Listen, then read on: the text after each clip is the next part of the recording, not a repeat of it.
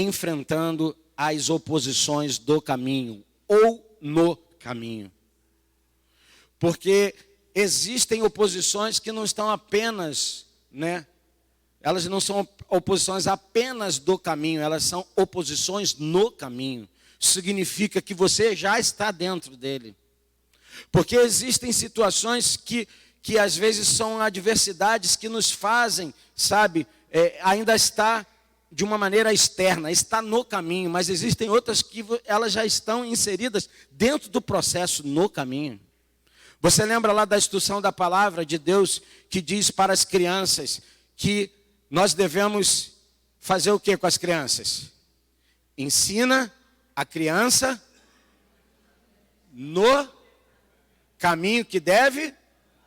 Não fala só do caminho, fala no, porque a instrução é aqueles que estão no caminho possam instruir outras pessoas a andarem no caminho. Amém? Não é só falar do caminho, porque, lembra aquelas palavras que existiam, em algumas gerações passadas, que diziam assim, olha, faz o que eu te mando. Não é verdade? Não importa se eu faço, faz o que eu te mando. Ok, ainda que a gente seja treinado na obediência, serviu muita coisa.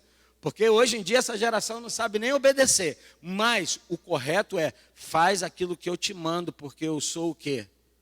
Um exemplo daquilo que te mando fazer. Isso faz toda a diferença, amém? Lembra o que a palavra diz que as pessoas se admiravam quando Jesus ensinava na sinagoga. Quando ele pregava na sinagoga. E qual é a palavra que salta quando está lá na Bíblia? Porque ele ensinava como quem tem a autoridade. A autoridade está ligada literalmente a um exemplo, a ser uma testemunha. Êxodo capítulo 15, versículo de 22 a 27. Êxodo 15, de 22 a 27.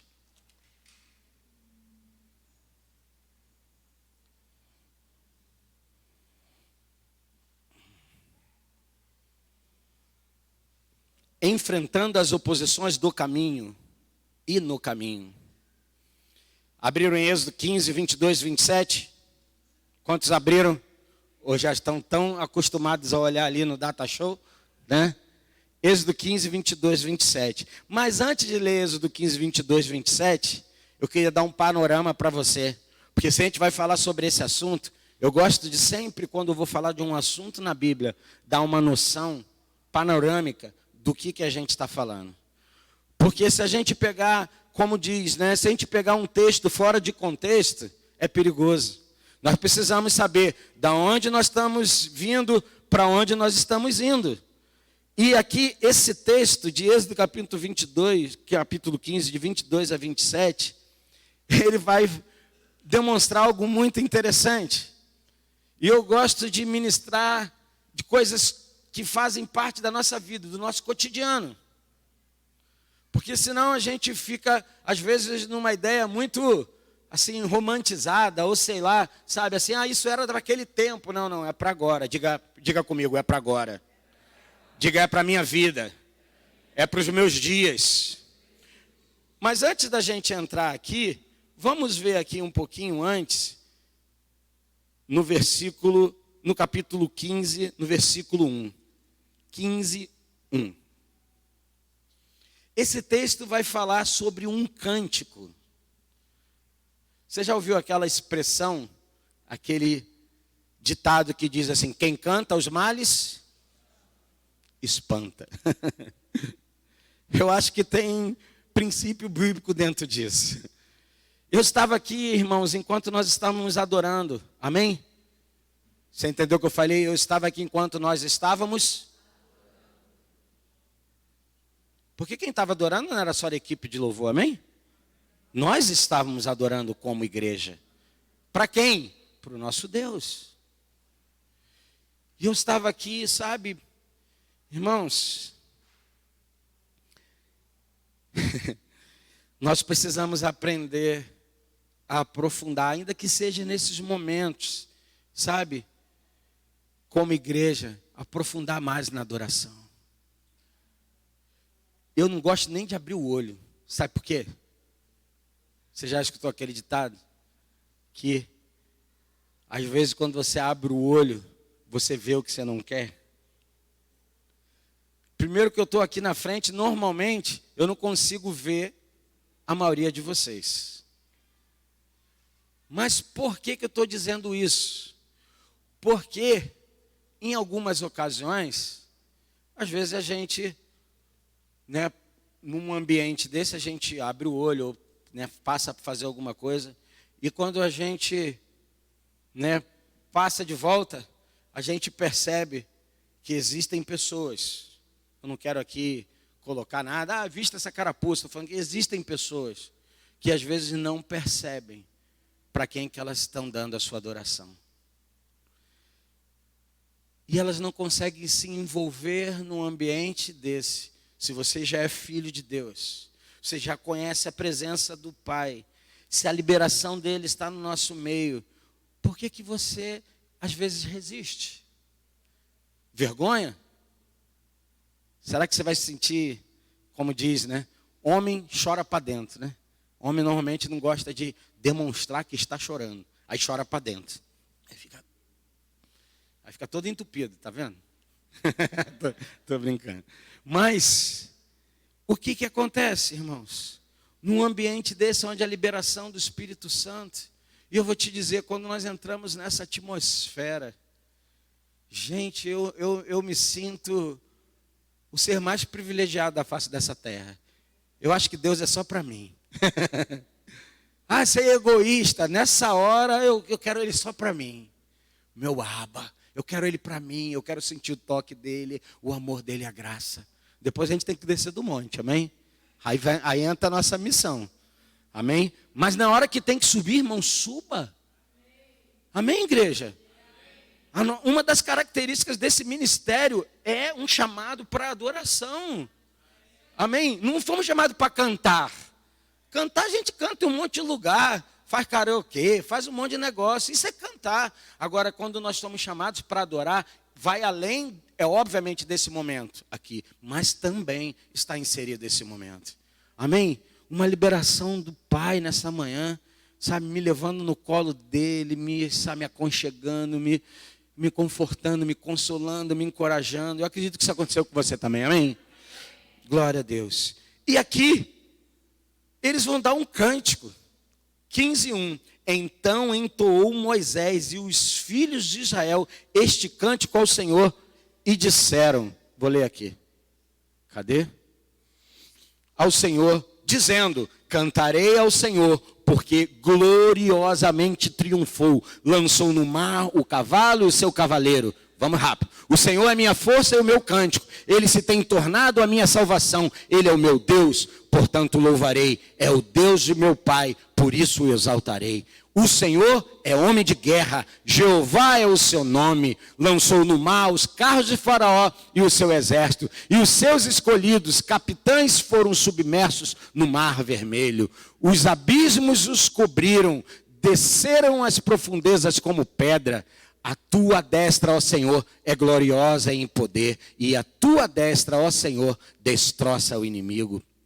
Na grandeza da tua excelência, derruba os que se levantam contra ti. Envias o teu furor, que os devora como restolho, palha. O sopro dos teus narizes amontoaram-se as águas. Olha isso, olha a expressão.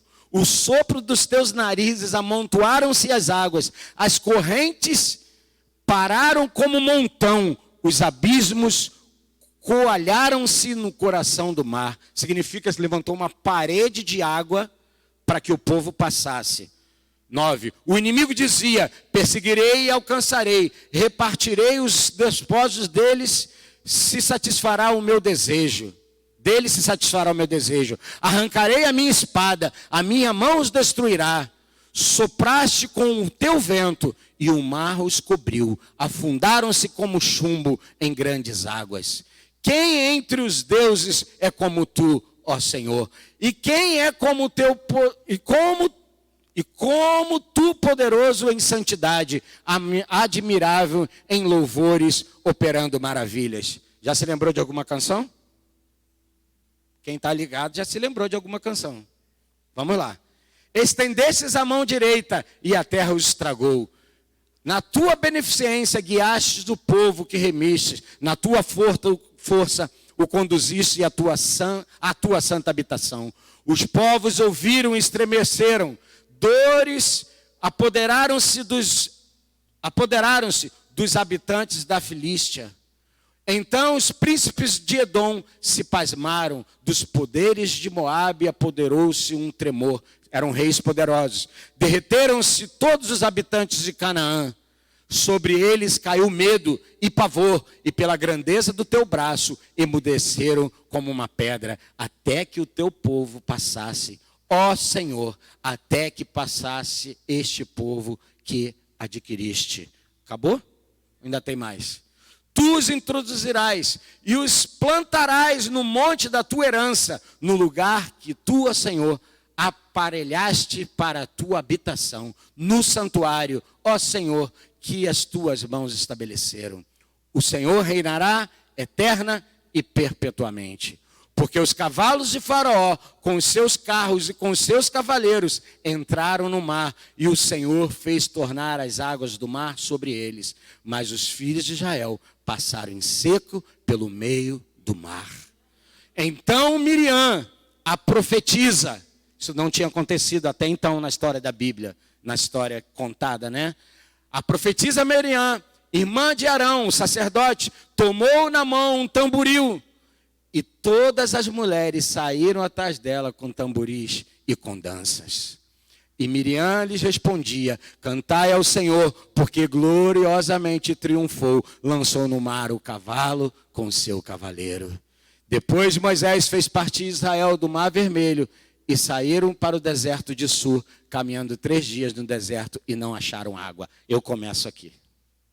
Por que eu li todos esses versículos do capítulo 15, do 1 ao 21?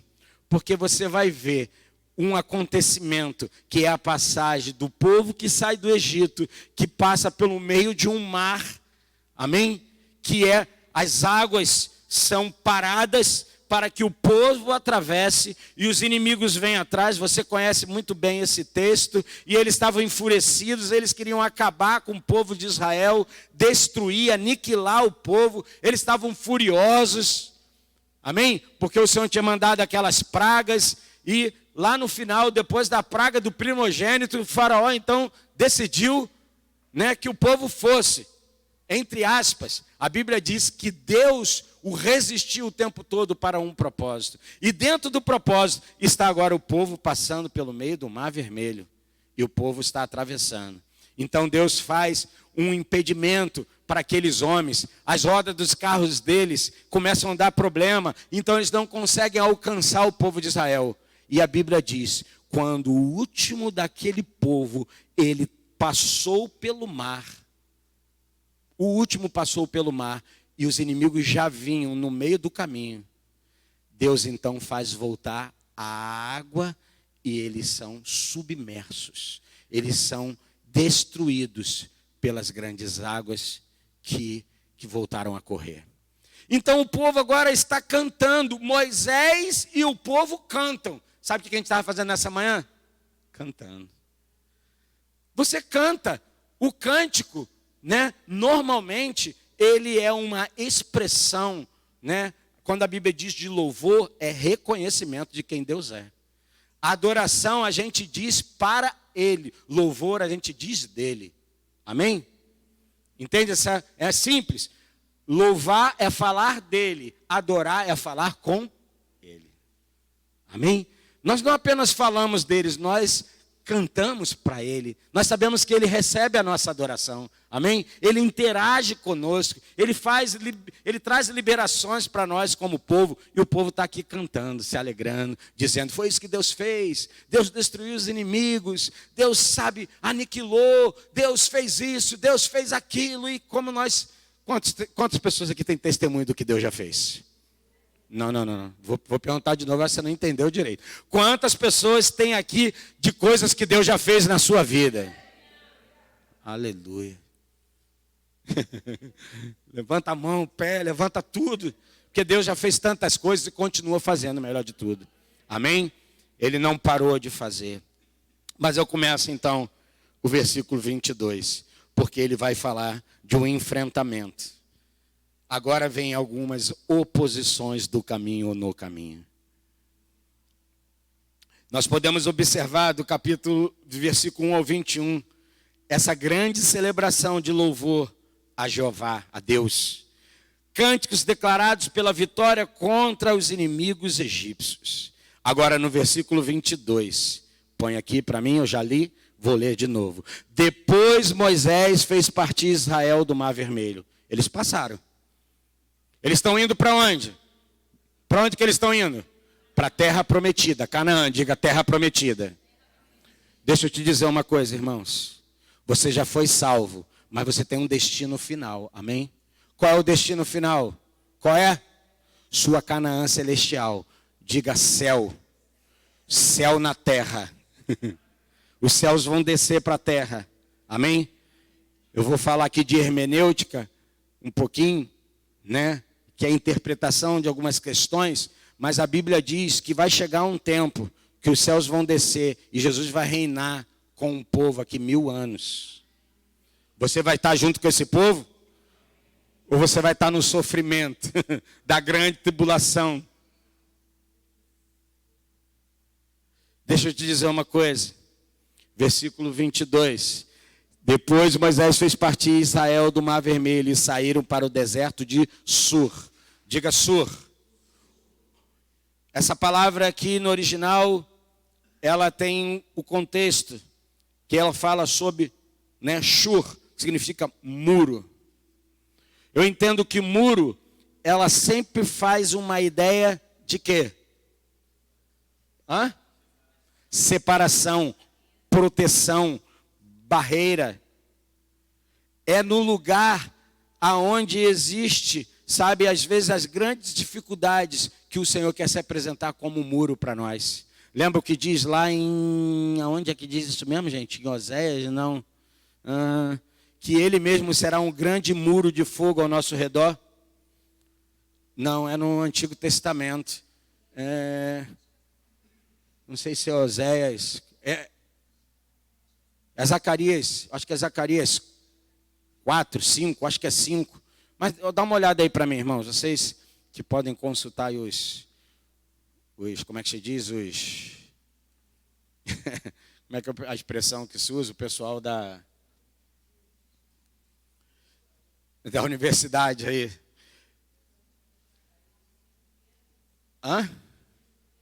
Acho que é 5:1, 5:2, é isso? Zacarias 2:5. Não é 5:2, é 2:5. Zacarias 2:5. Leia, Nathalie.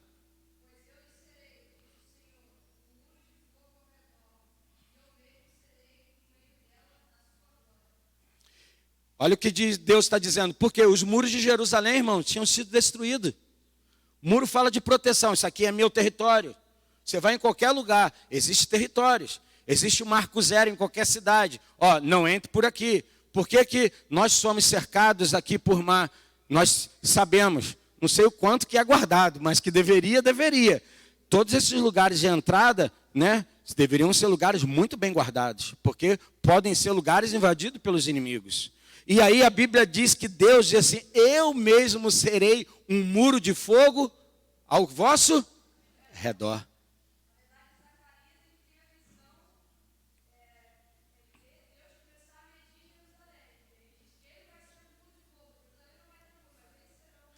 Lembra da música do Rodolfo, inclusive, né? Então, porque ele diz: eu mesmo, vocês não vão precisar desse muro mais, eu serei a vossa proteção. Amém? Nós não temos mais um muro que nos guarda, né, como um território, mas nós somos um território santo de Deus. Ele é um muro de fogo ao nosso redor. Amém? E aí, irmãos, Moisés e os filhos de Israel, eles estão cantando, eles falaram e disseram, sabe, eles realmente demonstram, né, isso com as suas palavras, com os seus cânticos. Eram cânticos. Amém? Eu não sei se você lembra, mas quando eu estava falando do texto, esse texto é um dos textos que provavelmente saiu aquela música: persegui os inimigos e os alcanceis, que é o Salmo 18 também, né? Que fala, e quem é o... E como é que é? E quem é Deus? E quem é o Senhor? Quem é o rochedo, senão nosso Deus? Aleluia. Eles estavam cantando isso aqui lá, irmãos. As melodias estavam lá, as letras estavam lá, e eles cantavam, e eles declaravam. Entrou o versículo 22. Então Moisés fez com que eles partissem e saíram para o deserto de Sur, no lugar do muro. Caminharam 3 dias no deserto e não acharam água. Diga 3 dias. O quanto você vai ver na Bíblia desse negócio de 3 dias é impressionante. Eu já dei uma olhadinha, já fui dar uma estudada, falei, que 3 dias? Tem um mistério nesse negócio. 3 dias aconteceu isso, 3 dias não sei aquilo, 3 dias aquilo, 3 dias aquilo outro, 3 dias Jesus ressuscitou, e assim vai por diante. 3 dias, 3 dias, 3 dias. Versículo 23. Então eles caminham 3 dias e eles não acham água. Diga, água faltou. Eu acho que esse negócio está falando muito com a gente. Eu acho que a gente está nesses dias. Cadê a nossa água, gente, boa? Cadê a nossa água boa? Você está tomando água da bica? Você é corajoso mesmo. Você creu mesmo que a Bíblia diz que nada te fará mal. Mas fora a brincadeira, deixa eu te dizer uma coisa. Eu tenho certeza que você já deu uma murmuradinha muito boa. Que você teve que ir no mercado comprar água e às vezes não tem mais água. Sim ou não?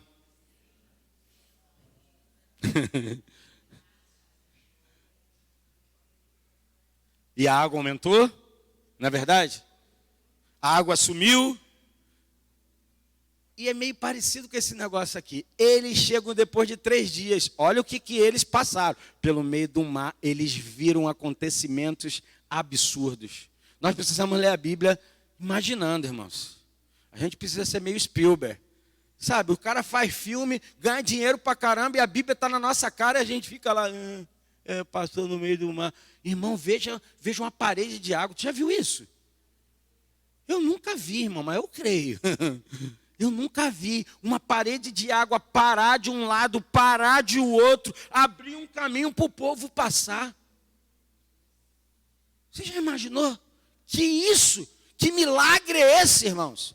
E além de eles passarem, quando o último pisou fora do mar, o mar fechou.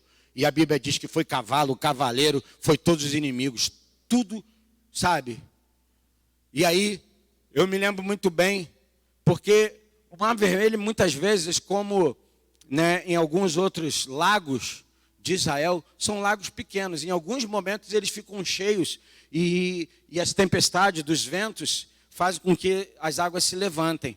E aí estava lá o professor dando uma aula dentro da faculdade teológica e estava explicando que não era possível os inimigos morrerem submersos, porque as águas não eram águas profundas. Aí levantou um aluno e falou assim, professor, mas a Bíblia diz que eles foram submersos pelas águas.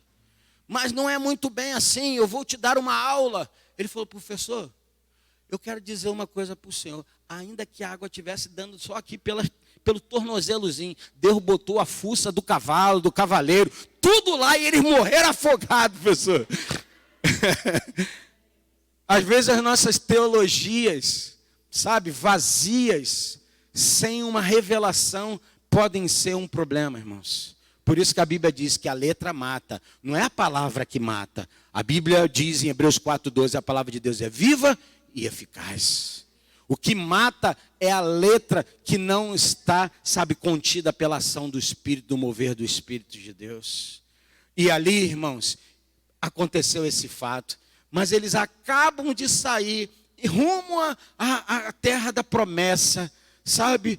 3 dias eles caminham e falta água. Na verdade não falta água, olha o que aconteceu. E chegaram a Mara, mas não podiam beber das suas águas, porque eram águas o quê? Amargas. Por isso chamou-se o lugar de Mara. Esse lugar, esse deserto que eles atravessaram, o deserto de Sur, também é conhecido como o deserto de Etã. Eles chegam lá e eles não acham água, ou melhor, né, as águas são amargas. Escute, quando as oposições chegam, ou as provações chegam, como reagimos? Como que você reage? Como eu vou reagir diante das provações, diante das oposições? Quando falta água ou a água está ruim? E a minha pergunta para você nessa manhã é: qual é a água que tem te faltado?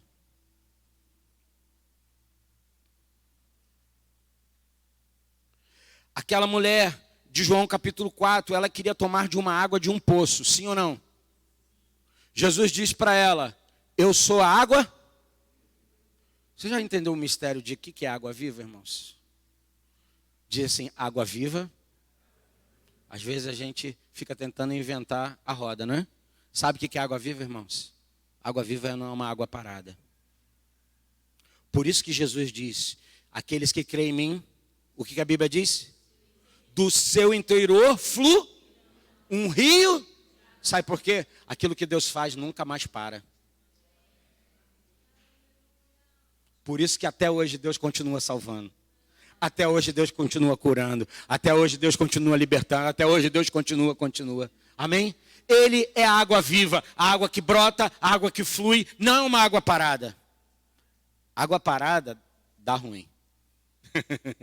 Água parada tem problema. Por isso que a água tem que ser água que flui. Água potável, irmãos, ela vem de uma fonte, sim ou não? Ela para? Não para. Ela jorra o tempo todo? Jorra o tempo todo. Isso é água viva, água que flui, água que jorra. Que água que tem faltado? Jorra para a vida eterna, né? Jorra para sempre. Você vai viver sempre dentro desse propósito da salvação. Será que as suas duras experiências têm ameaçado a sua fé?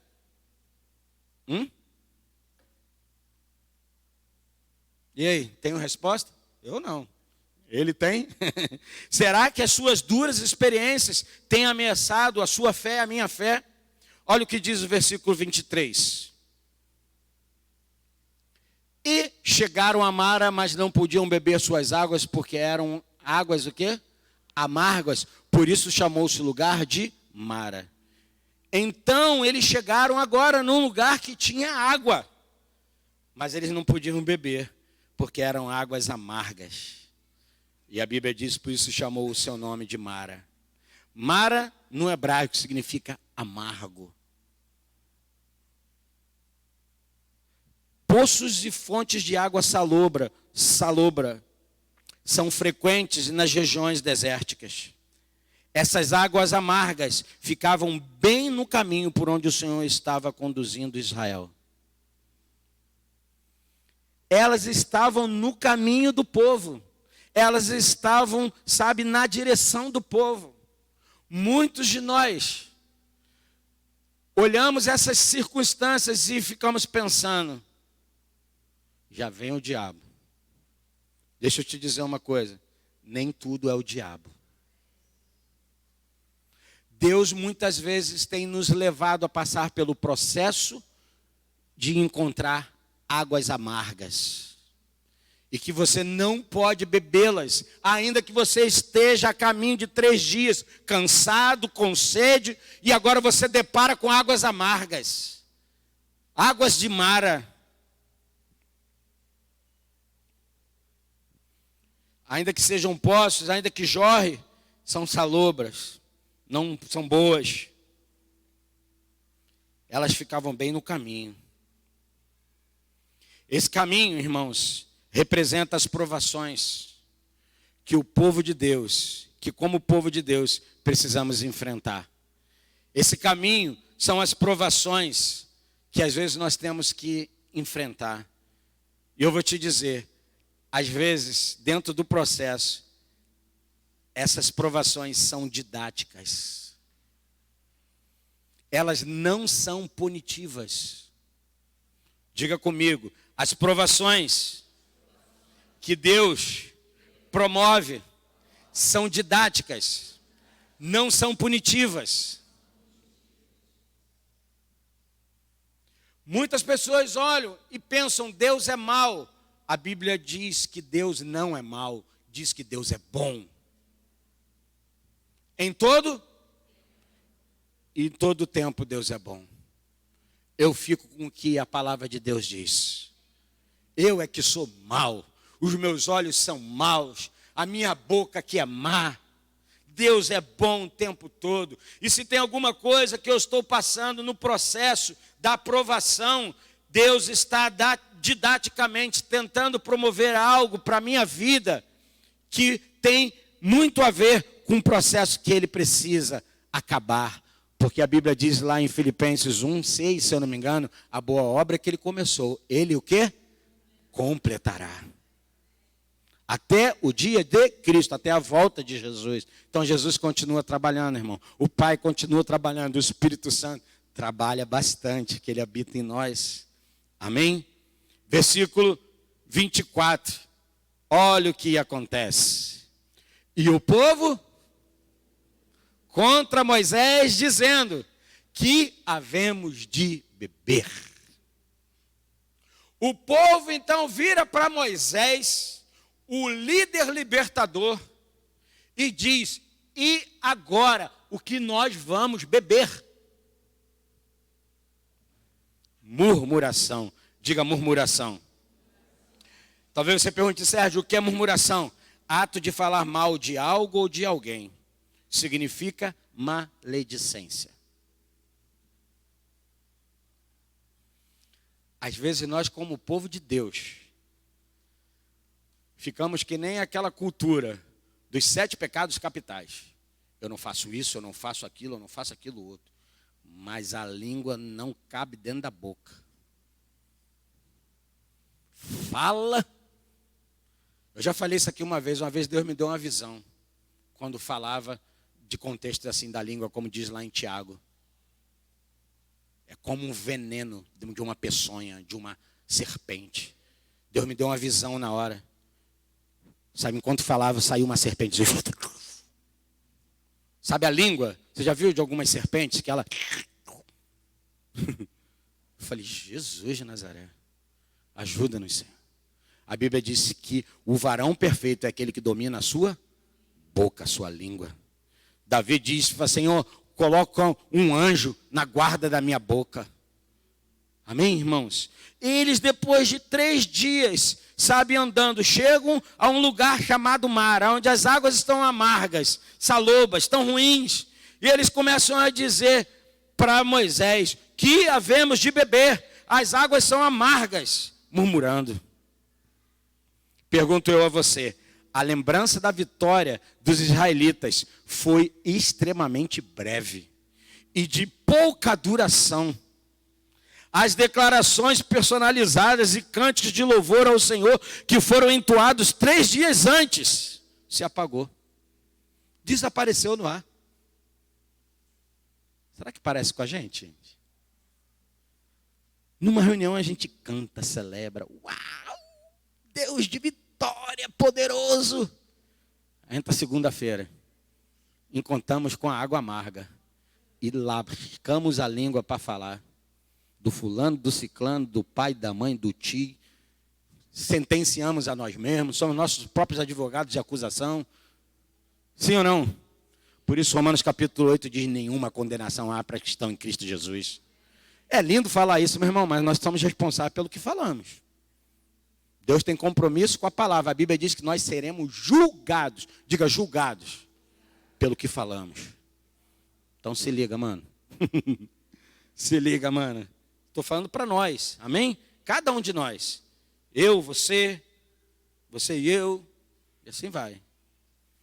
Então a lembrança, irmão, sabe, da vitória dos israelitas, sabe, foi breve. 3 diazinhos. Se apagou tudo. Desapareceu. A crença em Moisés também desapareceu, em contraste com Êxodo capítulo 14, 31. Põe 14, 31. Vê se não é assim que funciona. Olha o contraste. Agora, Êxodo 14, 31. Depois a gente volta para cá. Amém? A gente volta ali. E viu Israel a grande obra que o Senhor operara contra os egípcios, pelo que o povo temeu o Senhor e creu no Senhor. E em Moisés, seu... Creram no Moisés, não. Moisés, estamos contigo, velho. Fechamos, ó. Tu é o cara mesmo, hein? Vamos reto. Vamos junto, hein? Tu é o cara, Moisés. Conta comigo, hein? Tamo junto, velho. Vamos lá.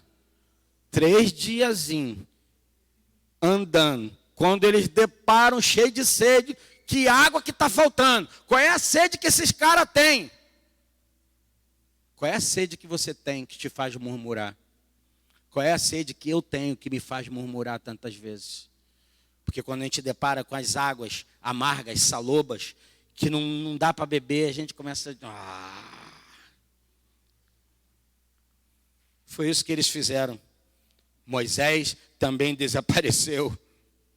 A pergunta que fizeram sobre a água potável repeliu de modo grosseiro todas as recentes afirmações que Deus era digno de louvor, porque tinha feito maravilhas e estava claramente levando-os pela sua mão. Repeliu, mandou para longe. A palavra mágoa, ela vem no sentido figurado. Ela vem de um contexto de tristeza, desgosto, dor de alma, amargura. Mágoa é uma má água, uma água ruim ingerida. Diga comigo, Deus não deseja que eu tenha uma água amarga para beber. Mas, ainda que a água amarga que bebi precisa ser transformada. Vamos olhar o versículo 25. Então clamou Moisés ao Senhor, e o Senhor mostrou-lhe uma, diga, árvore. Tem umas coisas na Bíblia, irmão, que eu vou te dizer. Se a gente ler correndo, a gente vai passar voado. Porque eu estou tentando me perguntar o que tem a ver essa árvore com essa água. E o Senhor clamou, então clamou Moisés ao Senhor. Então Moisés está falando com quem? E Deus mostra para Moisés o quê? Uma árvore. Será que essa árvore tem alguma coisa a nos falar? Eu tenho uma impressão. Não posso afirmar porque a Bíblia não é clara, mas eu tenho uma impressão. Vamos continuar. E Moisés pega essa árvore, esse lenho, lançou nas águas, as quais se tornaram doces, potáveis. Ali Deus lhe deu um estatuto e uma ordenança, e ali os provou. Quero te perguntar, irmãos, o que essa árvore está fazendo com a visão que Deus dá para Moisés? Posso passar a minha impressão para vocês? É uma impressão, ok? Esse lenho da árvore, que é lançada nas águas para torná-las doces, sabe, ela, para mim, ela simboliza algo que profeticamente ia acontecer. Que madeira era essa? Que lenho era esse? Ela simbolizava a cruz do madeiro de Cristo Jesus. Olha o que diz Gálatas capítulo 3, versículo 13. Depois a gente volta para cá, ok? Eu já estou indo para o final aqui. Gálatas 3, 13. Olha o que diz lá. Cristo nos resgatou da maldição fazendo-se maldição por nós. Porque está escrito, maldito todo aquele que for pendurado no... Para mim, esse madeiro já apontava para Cristo. Cristo é o sinal da cura que as águas amargas necessitam. Por isso quero te trazer uma palavra de esperança. Ainda que você tenha coisas amargas na sua vida, Deus pode fazê-las que elas fiquem doces, restauradas e mais, que elas sejam saudáveis para que você possa, sabe, compartilhar com outras pessoas. Você não vai compartilhar água ruim. Tem gente que abre a boca do nosso lado, irmão, que eu vou te dizer uma coisa. Você sai para lá, boca de ziba. Fecha essa matraca, só tem coisa ruim para falar. Tem crente que só consegue olhar coisa ruim. Olha as coisas boas, irmãos. Deus tem muita coisa boa, mas nós já temos uma tendência a olhar o negativo, irmão. Você sabe disso? Por causa do nosso pecado, por causa da nossa queda, nós sempre olhamos para coisa ruim. Tem tanta coisa para ressaltar de bom, mas você olha ruim. Seu marido tem um cabelo grisalho, os que tem uns são careca, deixa para lá. Mas assim, fala da careca dele, fala, nunca vi uma careca tão linda como a sua. Nunca vi um cabelo branco como o seu. Olha, a outra já passou a mão no cabelo, está alisando. Ela passa. Ela falou que é lindo, tá vendo? O amor é assim, gente. Sabe? Tanta coisa para falar. Vai falar da barriga do homem? Deixa a barriga do cara, irmã.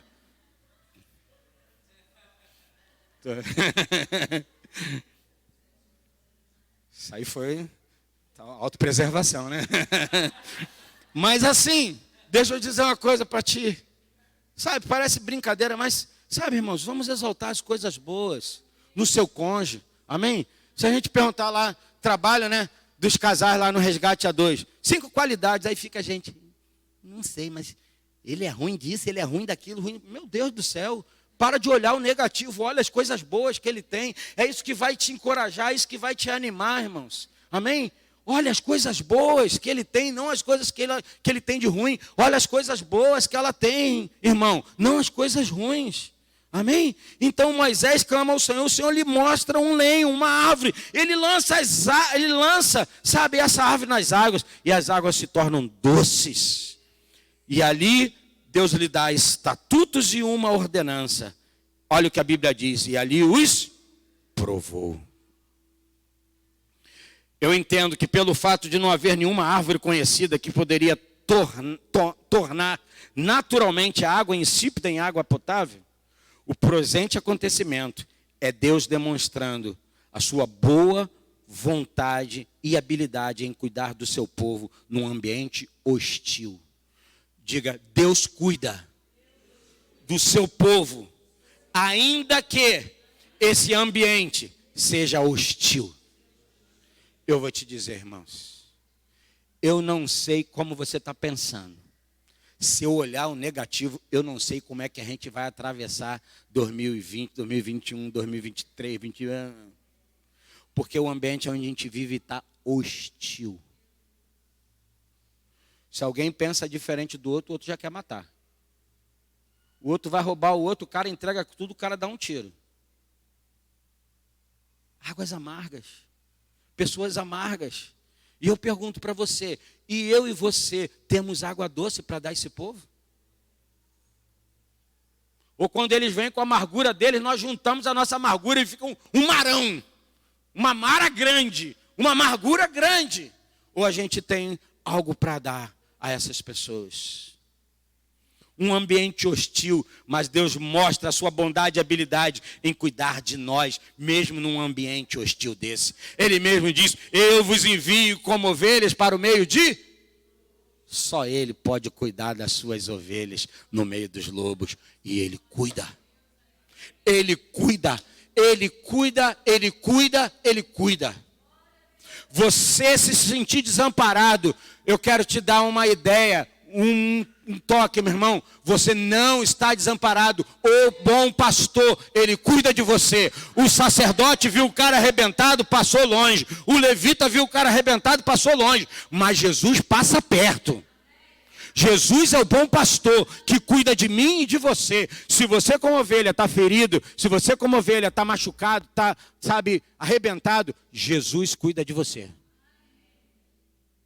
Jesus cuida de mim. Ainda que seja hostil esse ambiente, ainda que seja hostil, sabe, essa realidade. Minha pergunta para você é, quais têm sido as suas atitudes com a Mara? Diante das dificuldades, como você tem reagido? Será que estamos sendo induzidos a impugnar, né, fazer oposição a quem ou quê? A Moisés? A Deus? Estamos combatendo com quem? Depois das águas serem transformadas em águas doces, potáveis, Moisés faz algo. Que algo é esse, Sérgio? Moisés dá ao povo estatutos e uma ordenação. Diga estatutos e uma ordem. Tem coisas que Deus nos apresenta como estatuto, ensino. E tem coisas que Deus diz, é uma ordem. Sabe qual é o problema? Somos uma geração mimada. Deus está dando ordem e a gente está dizendo, não faço. Que nem faz para o papai e para a mamãe, para o professor. Não faço. Por que você não faz? Não estou afim. Não está afim por causa de quê? Porque eu sou rebelde. Você é rebelde por causa de quê? Eu sei lá porque eu sou rebelde. Aí eu lembro do Traje a Rigor. Rebelde sem causa. Não era a música dele? Eu cantei muito, gente. É da nossa época, você nem sabe quem é o Traje a Rigor, gente. É um carinha que hoje eu acho que está tocando num programa desse que eu nem lembro qual é.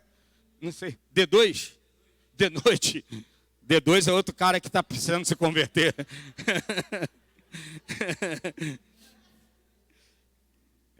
Você acha que a gente é alienado, né? Não sou não, irmão. Sei de onde vim, sei de onde estou, sei para onde eu estou indo. Amém? Faz que nem Paulo. Não sou o que eu fui um dia, sou o que sou pela graça de Deus, ainda que eu não seja o que eu quero ser. Então, para a gente ir finalizando, depois dessas águas serem transformadas em águas doces, potáveis, Moisés dá ao povo estatutos e ordenanças. E o que é interessante, depois de dar estatuto e ordenança, olha o que a Bíblia diz. E os provou. Diga, provou. Ai, ai, ai, ai, ai. Escute. Sujeitar, o que é provar? Sujeitar a dificuldade com a finalidade, olha como não é punitiva, e sim didática. Sujeitar a dificuldade com finalidade de provar a qualidade de alguém ou alguma coisa. O que Deus está fazendo? Provando você e a mim com a finalidade de quê, irmãos? De quê? De sermos aprovados. Aí eu pergunto a você. Na verdade eu pergunto, não vou fazer uma colocação. Eu já sei que já pintou na tua mente. Diz assim, mas Deus sabe todas as coisas? Sim ou não? Eu pergunto para você, e você sabe? Ele sabe, sim ou não? E você sabe? Vou perguntar de novo, Deus sabe todas as coisas, sim ou não? E você sabe? Então você precisa saber o que ele sabe, certo? Eu preciso saber o que ele sabe, certo? Então eu preciso me sujeitar aos seus estatutos e às suas ordenanças. E aí sim, eu posso passar pela prova, porque a prova didaticamente, ela não quer me punir, ela não quer acabar comigo, ela não quer me fazer um fracassado, ela não quer, fazer uma chacota, dizer, ele não consegue, ele nunca conseguiu, ele nunca venceu isso, ela nunca superou isso. Isso são águas amargas, as águas doces. Quando o lenho bate na nossa vida como água amarga, ela nos cura, ela nos restaura, ela faz águas saudáveis. Amém? Sujeitar a dificuldade com a finalidade de provar a qualidade de alguém ou alguma coisa. É uma das maneiras de explicar o significado da palavra hebraica usada aqui. Em outras palavras, o caráter sendo testado, provado. Vou dar para você aqui, cadê? São 12:10, 12:04, é isso? 5 minutos eu termino. 5 minutos eu termino. Quero mostrar para você de uma forma simples e didática alguns exemplos bíblicos de pessoas que foram provadas. Pessoas que estão sendo testadas no seu caráter para um fim, para um propósito. Noé. Você imagina, eu não tenho tempo para falar, mas esse cara, meu irmão, ele começou a construir uma arca num lugar onde que nem tinha água. Eu imagino que talvez eu fosse um dele e passasse e falasse assim, fala maluco! Ainda falava assim, é um maluco beleza, o cara é meio doidão, mas é beleza, não incomoda ninguém não, não chateia ninguém não. Maluco beleza! Quantas e quantas pessoas passaram e foram indiferentes com aquilo que ele estava pregando, dizendo um dia vai vir um dilúvio e vai tomar essa terra, as águas vão subir, e o cara está construindo a arca, e Deus está orientando ele a fazer aquilo. Ele foi provado, irmãos. na indiferença, ele foi provado na paciência, ele foi provado sendo ridicularizado. Jovenzinhos, sobretudo vocês, eu sei que vocês têm a prova de ser ridicularizado nessa geração. Dizer, esse crente é um otário. Esse crente é um... Eu não consigo achar outras palavras, porque eu ainda estou uma década meio para trás, né? Meio... Mas, sabe? Sei lá, o que vocês falariam hoje aí? Me ajuda aí, por favor. Esse crente é... Fala aí, gente, por favor. Você não... Fala o quê? O que essa geração fala? Hã? Tá bom, entendeu, né? Beleza. É mó mané, mó não sei o quê. Tá bem. O Zé. Esse cara foi provado na indiferença, na paciência que ele teve ter consigo mesmo, na fé. Quantos dias se passaram, irmãos? Quantos dias? Sabe, às vezes a gente faz algumas coisas quando Deus nos ordena, mas você imagina você esperar algo acontecer dias e dias e dias, e passa meses, e passa tempo, e nada. E cadê a água? E o povo, sabe, ridicularizando. Isso é tão verdade que Jesus vai falar isso lá no Novo Testamento. Olha o que Jesus vai dizer. Quando ele fala dos últimos tempos, ele vai dizer assim: assim como foram nos dias de Noé. Comiam, bebiam e davam-se em casamento. O que Jesus está falando? Cotidiano. Coisas simples. Mas a Bíblia diz assim: assim virá o fim do tempo e Jesus voltará. Escute, Jesus vai voltar. Às vezes eu fico falando assim: Jesus não vai voltar agora não, tem muita coisa para fazer.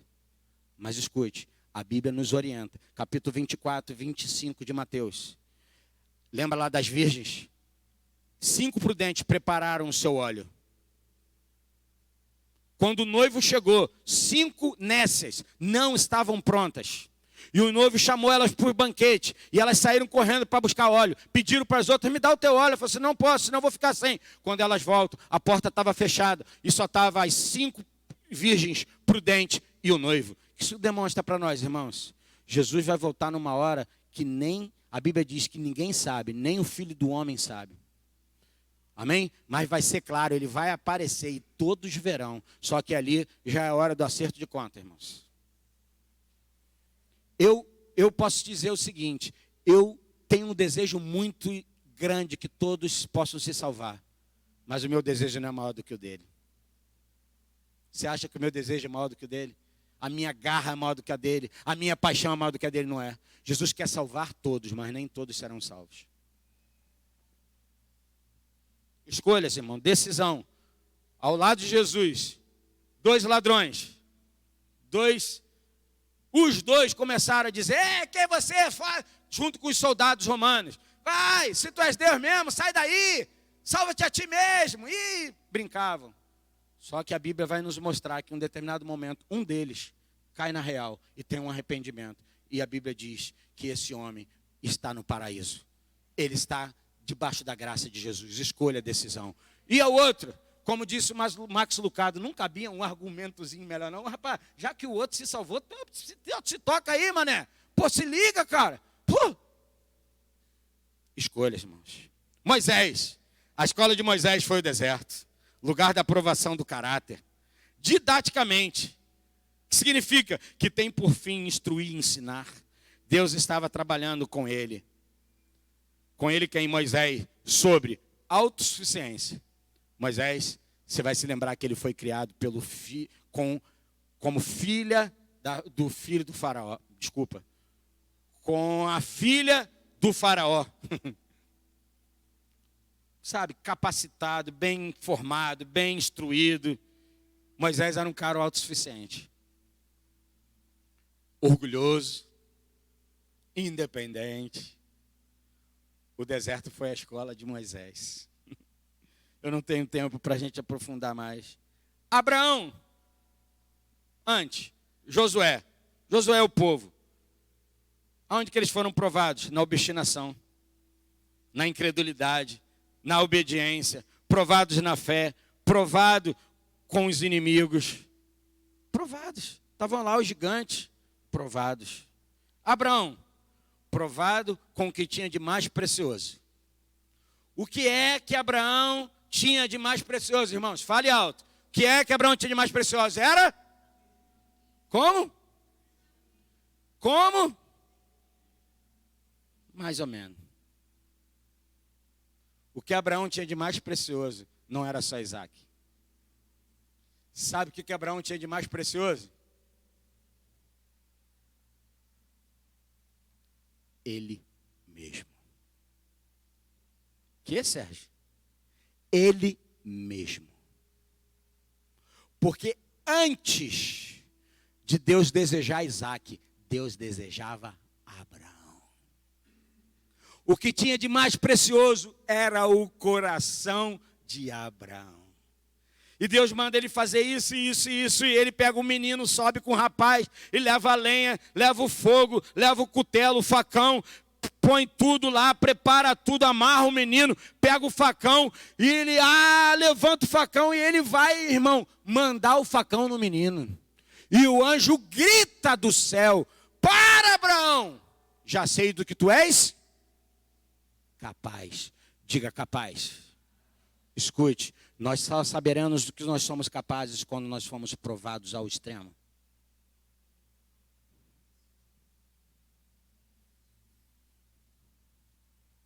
Eu gostaria muito, numa hora de uma perseguição, dizer: Deus, eu não te nego de jeito nenhum, mas eu só vou ter a prova disso quando esse dia chegar.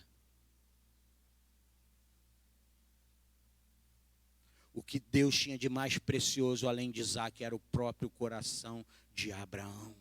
Antes de Isaac, Deus tinha algo mais precioso, ele mesmo, Abraão. Jesus também é provado no deserto. E olha aqui, quem é que vai conduzir Jesus para o deserto? Quem? Diga o Espírito Santo. Gente, para e pensa, cabe isso? Como é que o Espírito Santo vai levar o cara para um negócio ruim, para um lugar furado? Irmãos, é a didática de Deus. Por isso que eu acho que é Deuteronômio capítulo 8, diz: te levei para o deserto e te deixei ter fome, para saber dar a conhecer o que tinha no teu.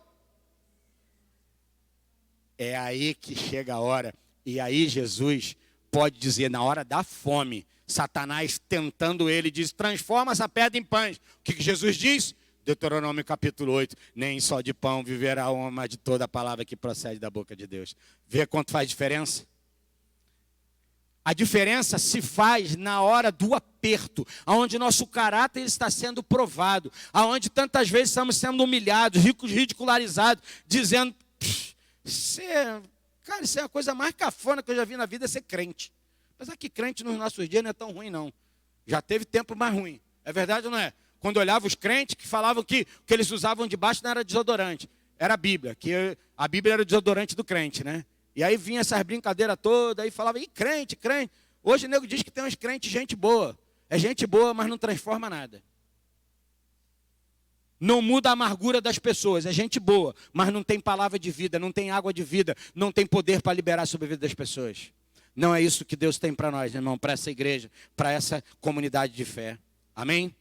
E aí eu termino dizendo o seguinte, versículo 26.